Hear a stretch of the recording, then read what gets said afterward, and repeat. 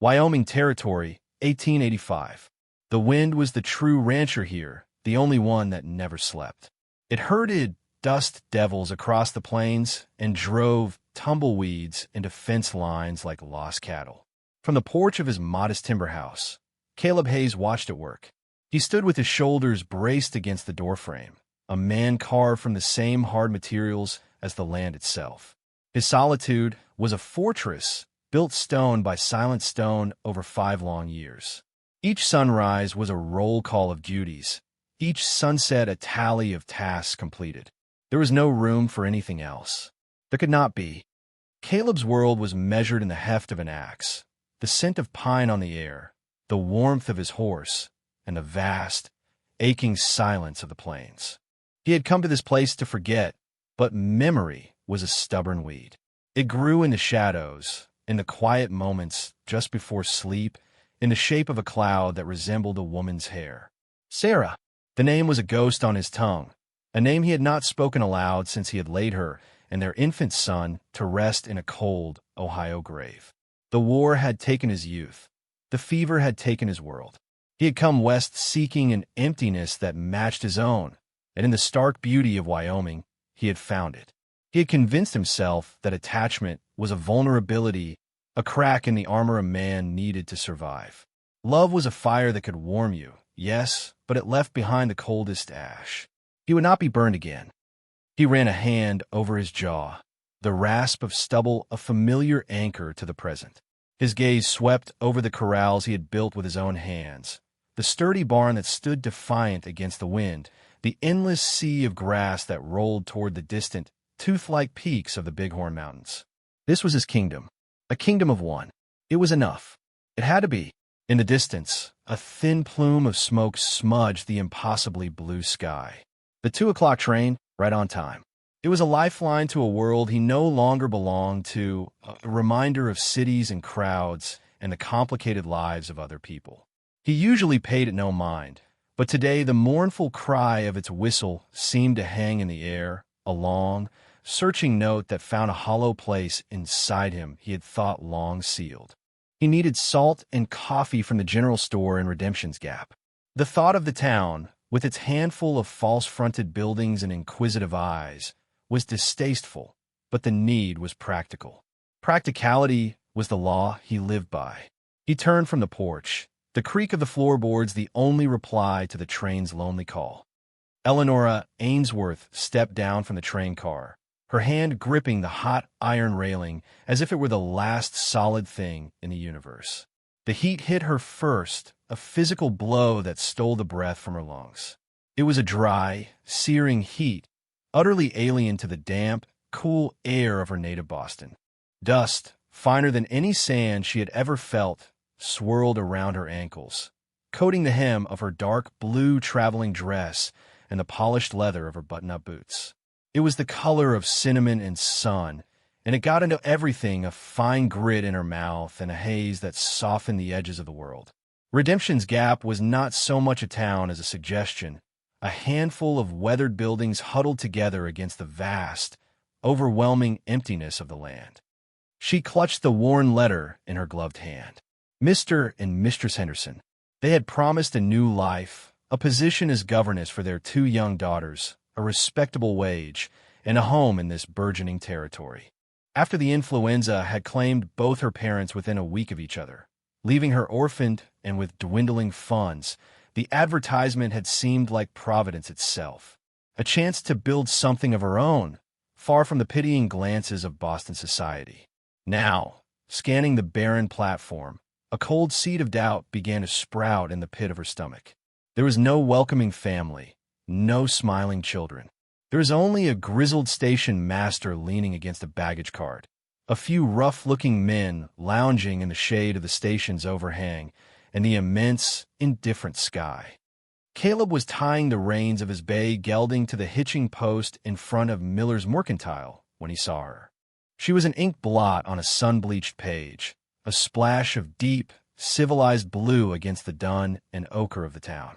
Her posture was straight, a testament to corsets and Eastern propriety, but he could see the tremor in her hands as she smoothed her dress, the slight, bewildered turn of her head as she searched the empty platform.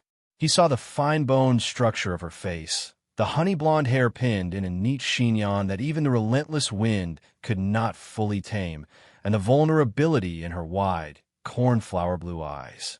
She was a songbird in a land of hawks, and the sight of her stirred something in him he had long since buried, a fierce, unwelcome surge of protectiveness. He grunted, turning away. It was not his concern. He had his own ghost to wrestle. He had no room for a living one. Eleonora approached the station master, her heart thumping in nervous rhythm against her ribs. "Pardon me, sir," she began, her voice sounding thin and reedy in the open air. "I am looking for the Henderson family. Mr. Robert Henderson? They were to meet me here." The old man, Gus, pushed his hat back on his forehead, his weathered face creasing into a look of genuine confusion. "Henderson, you say?" "Ma'am, I've been station master here for 15 years. Know every soul in a 50-mile radius. There ain't no Hendersons here. Never has been." The word struck Eleonora with the force of a physical blow. "No, that cannot be correct," she stammered, holding out the letter as if its crisp paper could refute the man's statement. "I have their correspondence. They hired me. From Boston." Gus squinted at the letter, though he did not take it. His expression softened with pity, a look Eleonora was beginning to loathe. "I'm sorry, Mom. Truly I am. But you've been led on a fool's errand. There's no Robert Henderson in Redemption's Gap." The world tilted. The heat, the dust, the crushing disappointment. It all coalesced into a dizzying wave. The edges of her vision blurred, the sounds of the town fading to a dull roar in her ears. She was alone, penniless, thousands of miles from anything familiar, stranded by a cruel, inexplicable lie. Her gloved hand went to her throat, and her knees, suddenly devoid of strength, buckled beneath her. Caleb had finished his business in the store, a sack of coffee and another of salt slung over his shoulder. He was about to mount his horse when he saw the woman sway. He saw the color drain from her face, the way her eyes lost their focus. He acted without thought, his body moving on pure instinct honed by years of reacting to danger. He crossed the dusty space in 3 long strides, dropping the sacks and catching her just as she began to fall. One arm wrapped securely around her waist, the other supporting her shoulders. She was lighter than he expected, and for a brief, startling moment, her head rested against his chest. He could smell the faint scent of lavender clinging to her clothes, a clean, sweet fragrance that was a world away from the dust and sweat and leather of his life.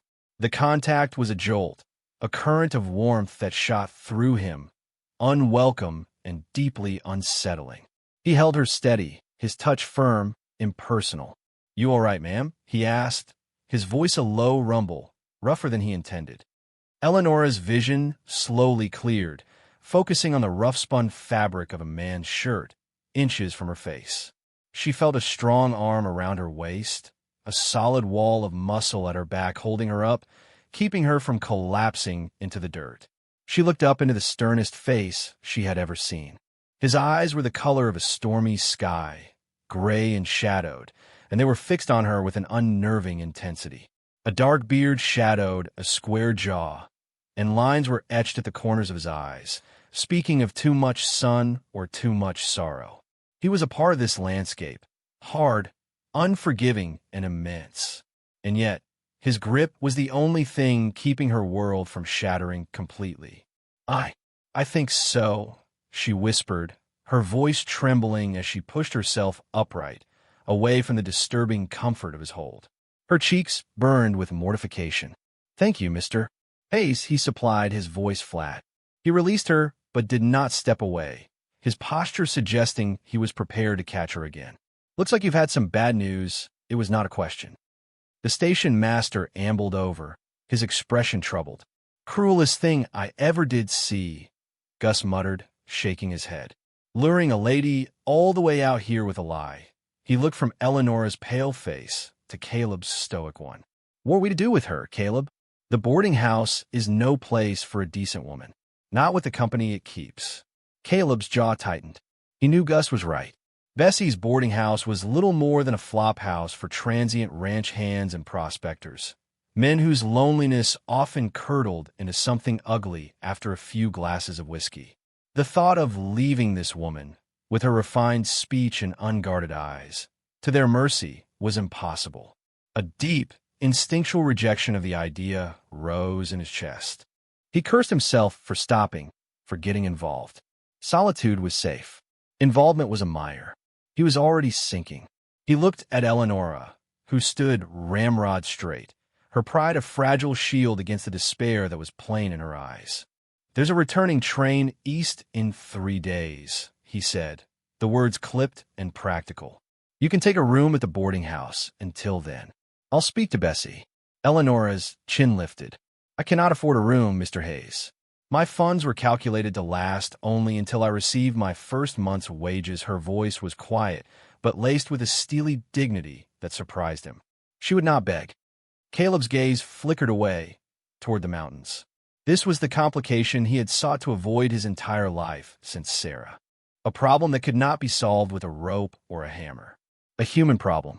He thought of his own home, of the spare room that sat empty, gathering dust and ghosts. He thought of Martha, his housekeeper, a stern, God-fearing widow who came twice a week to combat the tide of his bachelor existence. The idea was absurd, unthinkable, and yet it was the only one that made any sense. He let out a harsh sigh, the sound of a man surrendering to the inevitable. "My ranch is 5 miles out of town," he said, not looking at her. "I have a housekeeper, Martha. She'll be there. You can stay there. Until the train." Eleonora stared at him, taken aback by the unexpected offer. To go with this stranger, this mountain of a man with storm-cloud eyes, to his isolated home? The proposition was scandalous by any standard she knew. But what was the alternative? To remain here, a target for pity or worse? She looked into his eyes again and saw no guile there, only a reluctant, hard-won decency. She saw a man offering a lifeline, however grudgingly. I could not impose," she said, the polite refusal automatic. "It's not an imposition," he stated bluntly, cutting through her decorum. "It's a solution. Gus, can you see her trunk get sent out to my place?" He did not wait for her answer, taking her acceptance as a foregone conclusion. He picked up his sacks, retrieved her valise from the platform, and gestured with his head toward his horse. "Come on. It'll be dark in a few hours." His decisiveness left no room for argument. With a final, helpless glance at the town that had betrayed her hopes, Eleonora followed him, the dust of redemption's gap clinging to her like a shroud. The ride to the ranch was conducted in a taut silence. Caleb had set her upon his horse and walked alongside, his hand resting lightly on the bridle.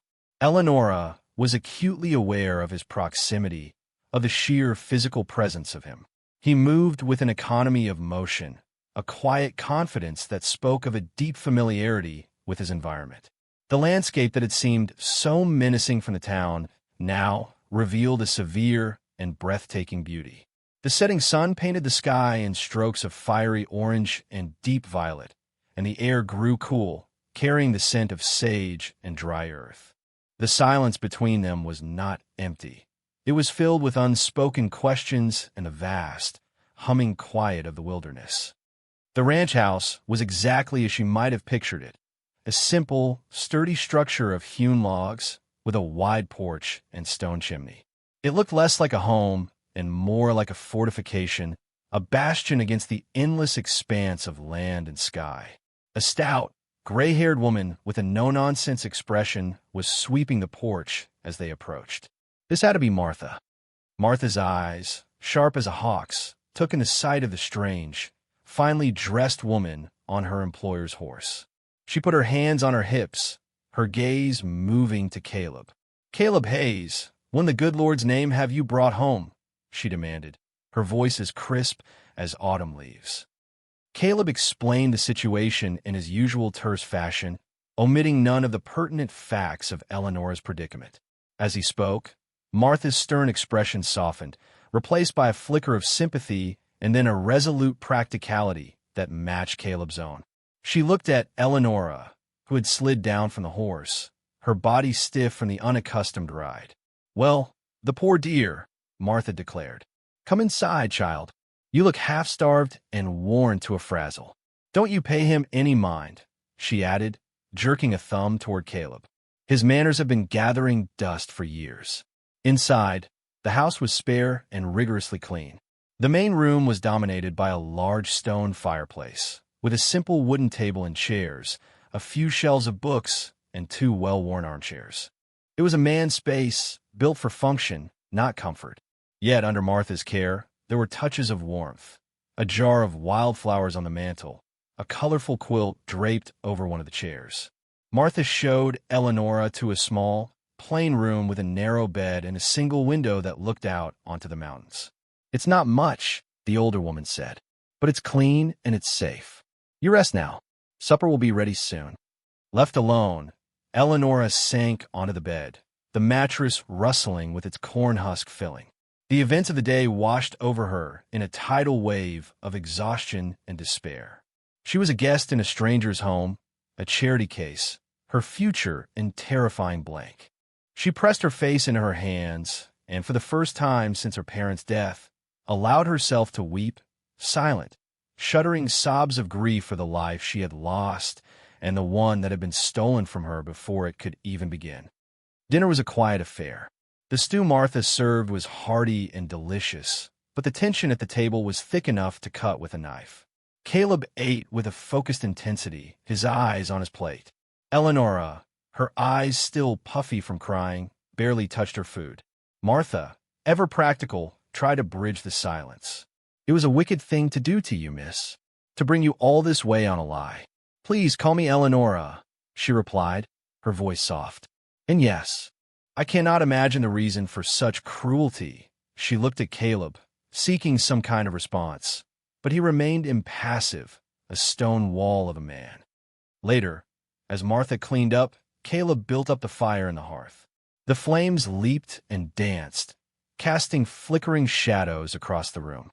Eleonora sat in one of the armchairs, drawn to the warmth, her hands wrapped around a mug of tea Martha had pressed on her.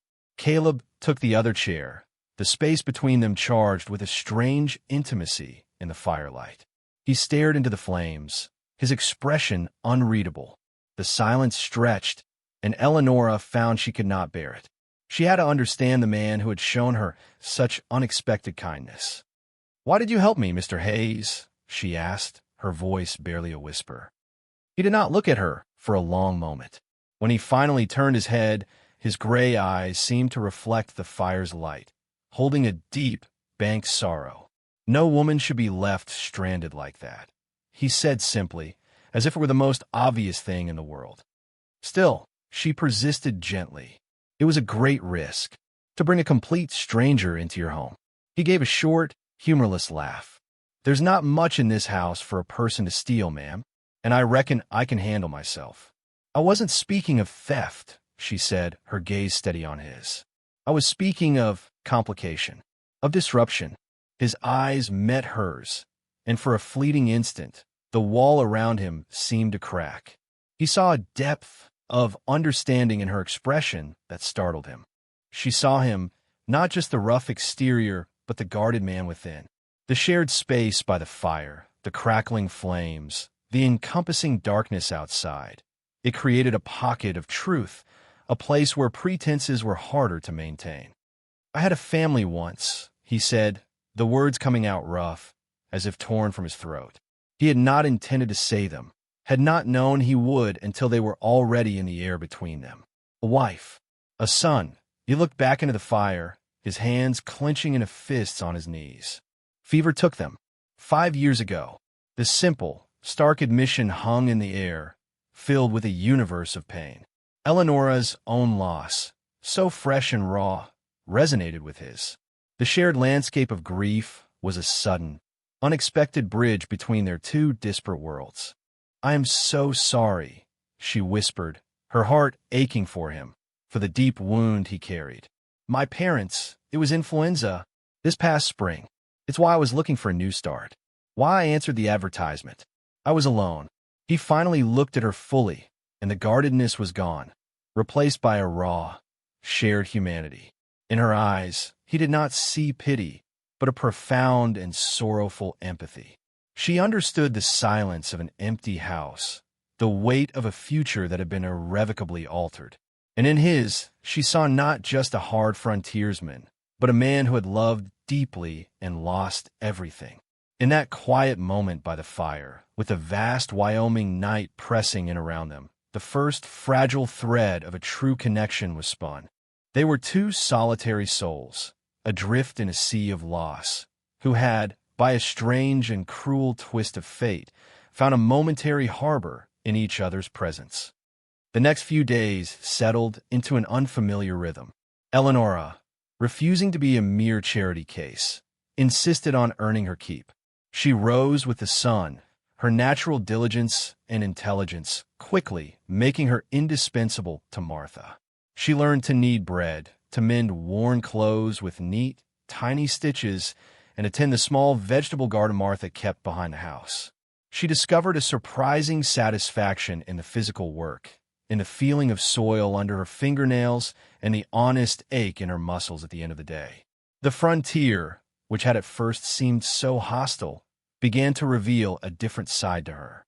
She found beauty in the subtle shades of the prairie grass, in the cry of a lone hawk circling overhead, in the profound peace of the star-dusted night sky. She was adapting, discovering a resilience within herself she had never known she possessed. Caleb watched her from a distance.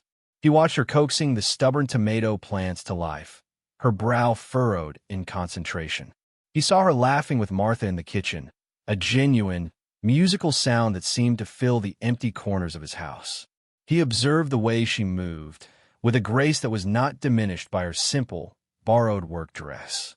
He had initially seen her as a delicate thing, a piece of fine china that would shatter against the harsh realities of his world. But he was wrong. She was not china. She was forged steel, wrapped in silk. She possessed a quiet strength, an unyielding core of dignity that he found himself respecting and, to his profound dismay, admiring. Each day she remained. Her presence chipped away at the walls of his fortress, letting in a light he had not realized he was missing. For Eleonora, Caleb remained an enigma, a man of deep and frustrating contradictions. He was gruff and sparing with his words, yet she would find a bucket of fresh water waiting for her by the garden each morning. He was intensely private, yet she had witnessed the raw grief in his eyes that night by the fire. She saw the gentleness with which he handled his horse, the focused competence with which he ran his ranch, and the profound loneliness that clung to him like a shadow. She began to see the kindness and honor buried beneath the layers of his self-imposed isolation. She found herself wanting to know the man he had been before sorrow had remade him. The train was due the next afternoon, and the thought of leaving filled her with a strange and powerful reluctance. This place, this hard and lonely land, was beginning to feel more like home than Boston ever had. In Redemption's Gap, two strangers had arrived on the morning train. They were not the usual sort of traveler. They wore city clothes that were ill-suited to the dusty streets, and their eyes were hard and watchful. They took a room at Bessie's boarding house and spent their time in the saloon, drinking whiskey and asking quiet, pointed questions. They were looking for a woman, they said, a blonde from back east who had come into a small inheritance. Sheriff Brody, a man whose placid demeanor concealed a sharp mind, took notice. He had been a lawman for 30 years, and he knew the scent of trouble when it drifted into his town. He made it his business to learn that the men, who called themselves Flint and Cropper, were asking specifically about the woman who had arrived stranded and been taken in by Caleb Hayes. The sheriff rode out to the Hayes ranch that afternoon, a sense of unease settling in his gut. He found Caleb mending a fence line, his movements efficient and precise. "Caleb," Brody said, tipping his hat. "Got a moment?" Caleb straightened up, wiping sweat from his brow with the back of his glove. "Sheriff, something wrong." "Maybe," Brody said, his gaze serious. "Two men in town, asking about your house guest. They mention an inheritance. Seems they have an unhealthy interest in her whereabouts." Caleb's entire body went still, his face hardening into a granite mask. The protective instinct he had felt on the train platform returned with the force of a physical blow. The world, which he had tried so hard to keep at bay, was now encroaching on his sanctuary, and it was targeting Eleonora. "What kind of men?" he asked, his voice low and dangerous. "The kind that get paid to do other people's dirty work," Brody replied grimly. "I've got my eye on them, but you should be on your guard. A woman alone with a bit of money is a magnet for vultures out here." The sheriff's words echoed in Caleb's mind long after he had ridden away. An inheritance. It explained the elaborate, cruel deception. Someone wanted her money, and they wanted her out of the way to get it.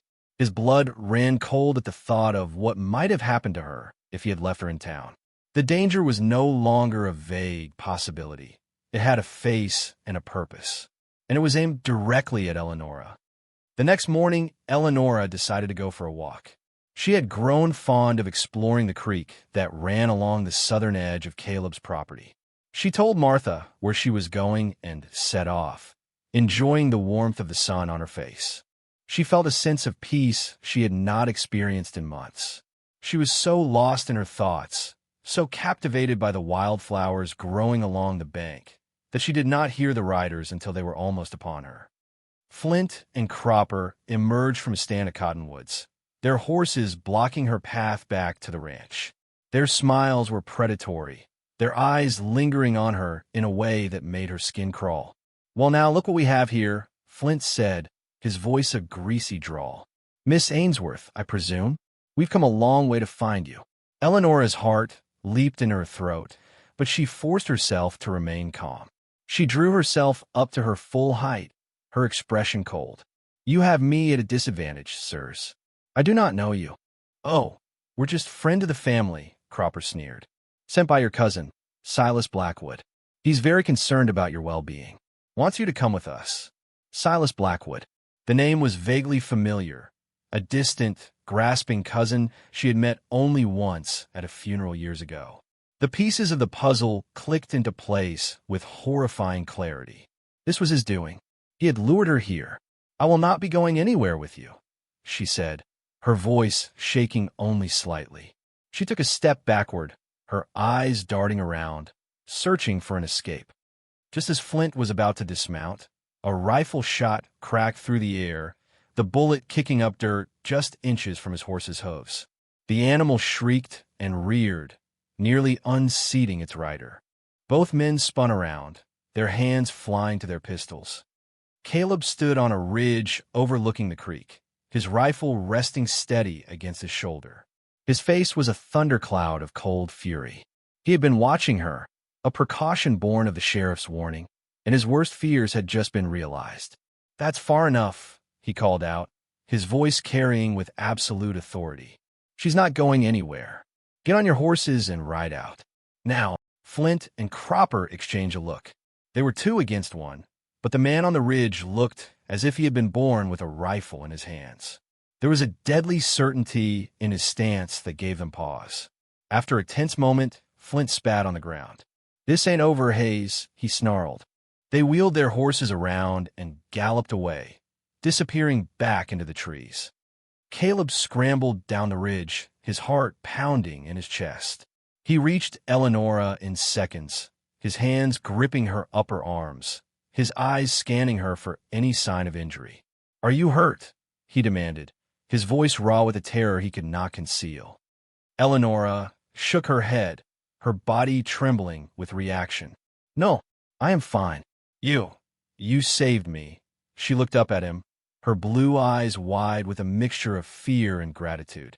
She saw the fierce protectiveness in his face, the undisguised panic in his stormy eyes, and she understood in that moment that his concern for her ran far deeper than mere reluctant decency. The realization terrified him more than the two men with guns. Seeing her there, so vulnerable and yet so brave, had ripped open something inside him. The thought of them harming her was a physical agony. He had built his life around the principle of avoiding this very feeling, this terrifying, soul-shattering investment in another person's well-being. He had to get her away. He had to get her to safety, not just for her sake, but for his own. If he kept her here, he would be lost. He released her abruptly, his expression shutting down, the walls slamming back into place. He became cold, distant, the rescuer replaced by the stern stranger she had first met. "This is what I was afraid of," he said, his voice flat and hard. "This is no place for you. You can't stay here." His words were a slap in the face. After the intimacy of the past few days, after the terror of the confrontation, his sudden coldness was a cruel blow. "What are you talking about?" she asked, her voice trembling with confusion and hurt. Those men are the reason you have to leave," he cut in sharply. "They won't stop. As long as you're here, you're in danger. I'm taking you to town now. The train leaves this afternoon. You'll be on it." Eleonora stared at him, her heart breaking. It was not concern she heard in his voice, but dismissal. He was pushing her away, casting her out. He was telling her, in no uncertain terms, that she was a burden he was no longer willing to bear. All her burgeoning feelings for him, the hope that she had found a place where she might belong, turned to ash in her mouth. "So that's it," she said, her voice laced with a bitter pride. "You rescue me only to throw me away? You think I'm not strong enough for this life? This has nothing to do with your strength." He bit out, his jaw tight. He could not tell her the truth, that it was his own weakness he feared, that her strength, her courage, her very presence in his house was breaking him down, making him feel things he had sworn never to feel again. "It has to do with your safety. You belong back east, where things are civilized. And you think that is what I want?" she challenged, her eyes flashing with a fire he had not seen before. "To run away? To go back to a life that has nothing for me? This place, I was beginning to think." She trailed off, unable to voice the fragile hope that he had just crushed. "You were wrong," he said, his voice brutal in its finality. He could not bear to see the hurt in her eyes, so he turned away. "Get your things. We're leaving." He strode toward the ranch house, his back ramrod straight, leaving her standing alone by the creek, the sound of the rushing water mingling with the sound of her world falling apart once more. The forced separation was a chasm he had opened between them, a desperate act of self-preservation that felt like the worst kind of betrayal. The silence in the house was a suffocating weight.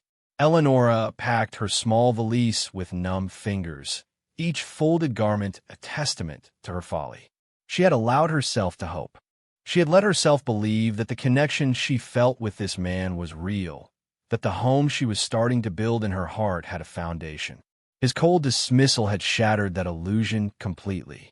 He saw her only as a problem to be solved, a piece of baggage to be shipped back where it came from. Martha watched her, her face a mask of sorrowful disapproval aimed squarely at Caleb. The older woman said nothing, but her tight-lipped silence was a condemnation in itself. Caleb moved about the ranch with a grim, restless energy, checking gates that were already secure, coiling ropes that were already neat. Every nerve in his body screamed in protest against his own decision. He was sending her away, back into a world where she was alone, possibly still in danger from her cousin. But having her here was a greater danger, a threat to the frozen peace he had so carefully constructed around his heart. The thought of Flint and Cropper finding her again, of him being too late next time, was a shard of ice in his gut. Pushing her away was the only way he knew to keep her safe. It was a cruel logic, but it was the only one his grief-stricken soul could produce. He loaded her trunk onto the back of the buckboard wagon, the thud of it settling into the bed echoing the finality of his actions. When he went back inside, Eleonora was standing by the door, her valise in her hand, her face pale and set. She wore the same dark blue dress she had arrived in. She looked once more like a stranger, a visitor from another world who had overstayed her welcome. The sight of her, so proud and so wounded, nearly broke him. "It's time to go," he said, his voice a gravelly rasp. She did not look at him. She walked past him out the door, her back straight, her dignity intact. The ride to town was a torment of unspoken words. The sun began to dip toward the horizon, painting the sky in melancholic shades of lavender and rose. The beauty of it felt like a mockery. By the time they reached Redemption's Gap, dusk was settling, and the lamps in the windows of the saloon and the mercantile were beginning to glow. The train was not due for another hour. Caleb pulled the wagon to a stop in front of the station. He was supposed to leave her here to let her wait alone. He could not do it. As the last light bled from the sky, the darkness that fell seemed absolute, a heavy blanket that muffled sound and heightened tension. It was a moonless night, the stars obscured by a thin veil of high clouds. From their vantage point in the hills, Flint and Cropper watched the lights of the Hayes Ranch. They had been humiliated and, more importantly, they had failed. Blackwood was not a forgiving employer. Their plan to stage an accident had been thwarted. Now, a more direct approach was required.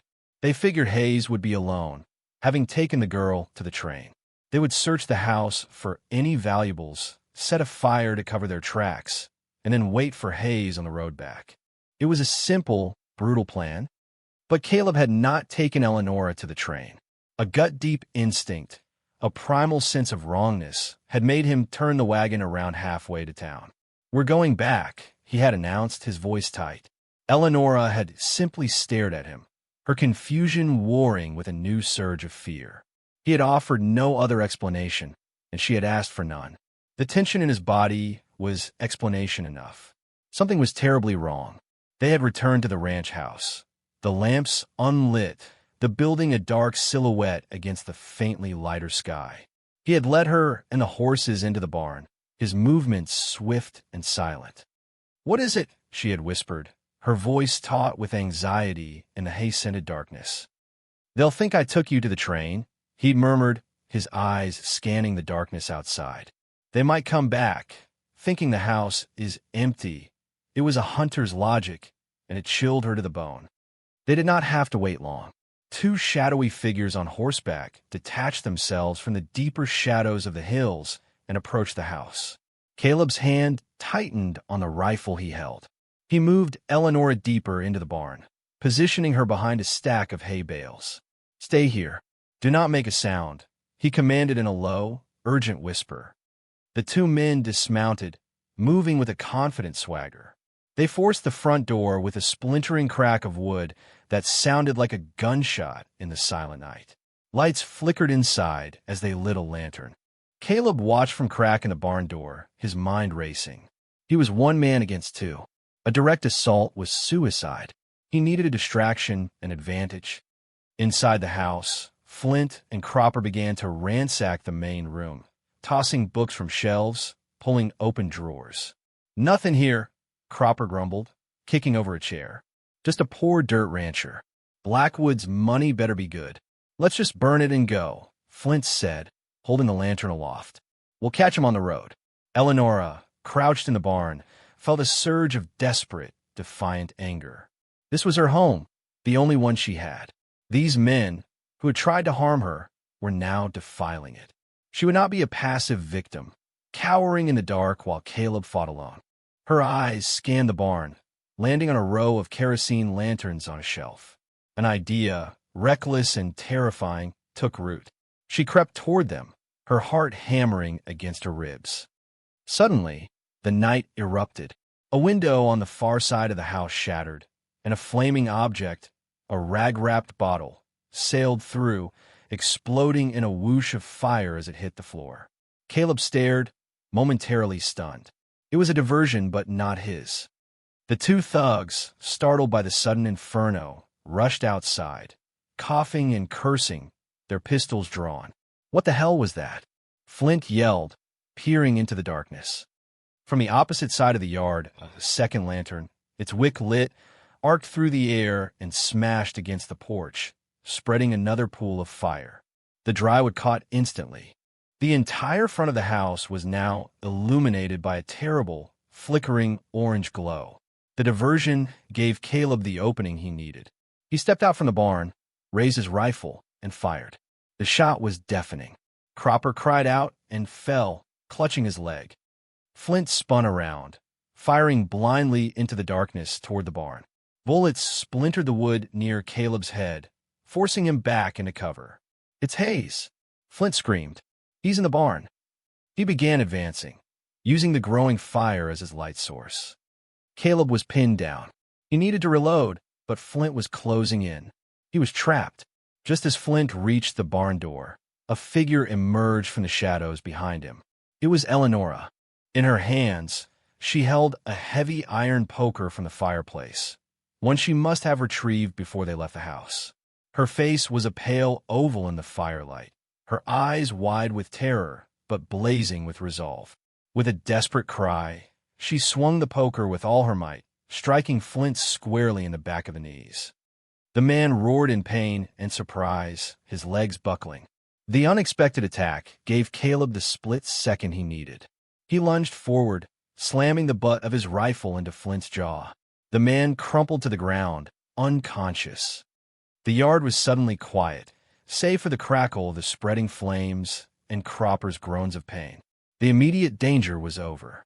Caleb stood over the fallen man, breathing heavily, his rifle still ready. He turned to look at Eleonora. She stood frozen, the poker still clutched in her hands, her body trembling violently from the adrenaline. Soot smudged her cheek, and the firelight danced in her wide, terrified eyes. She had not just been a victim, she had been a fighter. She had saved him. The sight of her, so fierce, so fragile, so incredibly brave, shattered the last of his defenses. The thought of what could have happened, of her being on that train, of him facing this alone, of him losing her forever, was a physical agony that eclipsed any fear of bullets. The careful, frozen world he had built for himself had been burned away in the flames of his burning home. All that was left was the stark, undeniable, terrifying truth. He strode toward her, closing the distance between them in 2 steps. He took the poker from her unresisting hands and tossed it aside. He gripped her arms, his touch urgent, desperate. His voice, when he spoke, was raw with all the emotion he had suppressed for 5 long years. "If you had gotten on that train tonight," he said, his voice shaking with the force of his confession, "you leave this town tonight, and you'll lose me forever." Eleonora stared up at him, her own fear forgotten in the face of the raw vulnerability she saw in his eyes. The storm had broken. This was not the cold man who had pushed her away. This was the man who had grieved by the fire, the man whose soul she had glimpsed in quiet moments. "I can't go back to the silence, Eleonora," he choked out, his grip tightening almost painfully. "Not now. Not after you. I was sending you away to protect you, but it was a lie. I was trying to protect myself from feeling this. But I can't. I love you." The words, so long forbidden, hung in the firelit air between them, more powerful than any gunshot, more brilliant than any flame. Tears welled in Eleonora's eyes, tears of relief, and a joy so profound it hurt. "I was never going to leave," she whispered, her voice thick with emotion. "I couldn't. This is my home now, Caleb. With you." He pulled her against him then, his arms wrapping around her in a fierce, possessive embrace. He buried his face in her hair, breathing in the scent of lavender and smoke. And for the first time since he had laid his family to rest, Caleb Hayes felt the shattered pieces of his heart begin to mend. The flames licked at the walls of the house behind them, consuming the past, but in the circle of each other's arms, they had just laid the foundation of their future. Just as they stood there, clinging to one another, the sound of approaching hoofbeats grew louder, and Sheriff Brody, followed by a posse of townsfolk, rode into the yard, their faces grim in the hellish light. The siege was over. The fight was won. In the aftermath, the town of Redemption's Gap revealed its true character. The smoldering ruins of Caleb's house became a community project. Men from town and neighboring ranches arrived with wagons of lumber, hammers, and saws. The women brought food and coffee, their earlier gossip about the mysterious Easterner replaced by admiring whispers of her bravery. They had heard the story from Sheriff Brody, how she had fought alongside Caleb, a poker in her hand and fire in her eyes. Eleonora was no longer an outsider. She was one of them. With Cropper and Flint securely locked in the town jail, their confessions implicating the distant cousin, Silas Blackwood, the external threat was neutralized. But for Caleb and Eleonora, the true resolution was a quieter, more personal affair. One evening, As they stood watching the framework of their new, larger home rise against the sunset, Caleb took her hand. His own was calloused and rough, but his touch was infinitely gentle. "This house," he began, his voice low and steady, "it won't be just a shelter. I want it to be a home. Our home." He reached into his pocket and pulled out a small, tarnished silver ring, intricately carved with tiny, faded flowers. It was simple and clearly very old. "This was my grandmother's. She gave it to my mother, who gave it to Sarah." He stumbled over the name, but for the first time, it did not carry the sharp sting of pain, but the soft ache of a healed-over memory. "I want it to be yours. I want you to be my wife, Eleonora, to build a life with me here, to fill this house with noise and laughter, to end the silence." Tears streamed down Eleonora's cheeks as she looked from the ring to his earnest, hopeful face. The hardness was gone from his eyes, replaced by a deep, abiding love that took her breath away. "Yes," she whispered, her voice choked with happiness. "Oh, yes, Caleb. 1,000 times, yes." He slid the ring onto her finger. It was a perfect fit.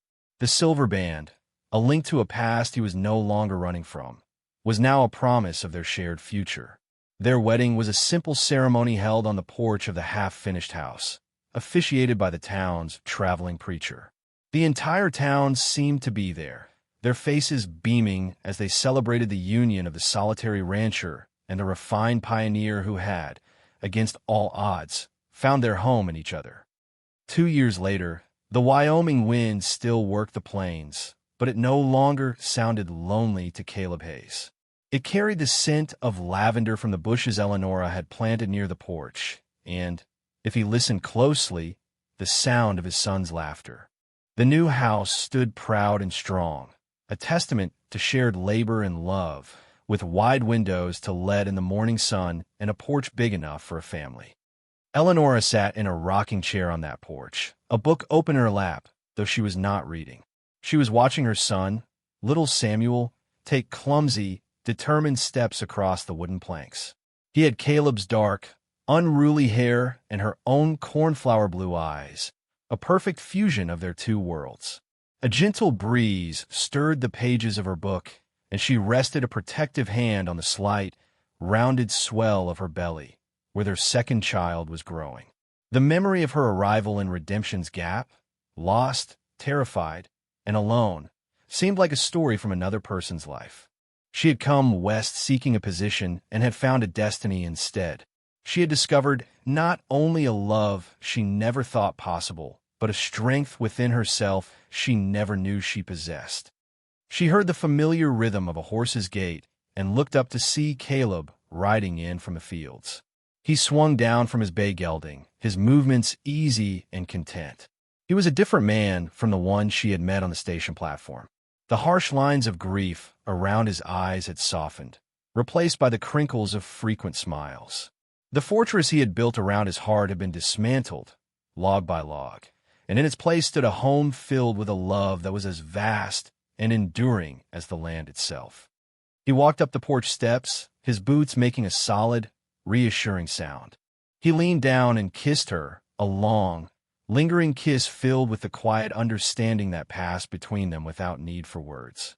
Then he knelt, ruffling young Samuel's hair, and the boy squealed with delight, throwing his arms around his father's neck.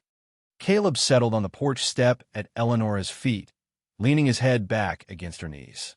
He looked out at the rolling plains and the distant mountains, the same view he had once used to reinforce his isolation. Now he saw it through different eyes.